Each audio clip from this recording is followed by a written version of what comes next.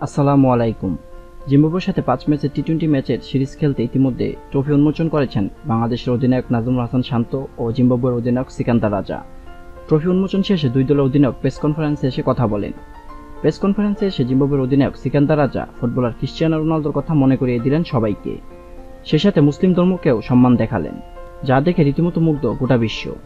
Press কনফারেন্সে টেবিলে পানির বোতলের সাথে সাজানো ছিল ইসরায়েলের পণ্য কোকা-কোলা।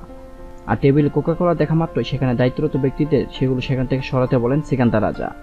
রাজা শুধু বলেই থেমে থাকেননি, সবার সাথে তাল মিলে কোকা-কোলার বোতলগুলো সেখান থেকে সরাতে সহযোগিতা করেছেন। কোকা-কোলার বোতল ছড়িয়ে তারপর প্রেস কনফারেন্সে কথা বলেন সাংবাদিকদের সাথে সিকান্দার রাজা। সিকান্দার রাজার কোকা-কোলার এমন বয়কট দেখে সবাই রীতিমতো মুগ্ধ হয়ে যান। সবাই সিকান্দার রাজাকে নিয়ে ইতিমধ্যে সামাজিক যোগাযোগ মাধ্যমে প্রশংসার সাগরে ভাসাচ্ছেন। অথচ সিকান্দার রাজার আগে নাজমুল হাসান শান্ত প্রেস কনফারেন্সে যখন কথা বলেন, তখন শান্তর সামনে কোকা-কোলার বোতল রাখা ছিল, কিন্তু শান্ত কোকা-কোলা সরানোর জন্য কোনো প্রতিবাদ করেননি।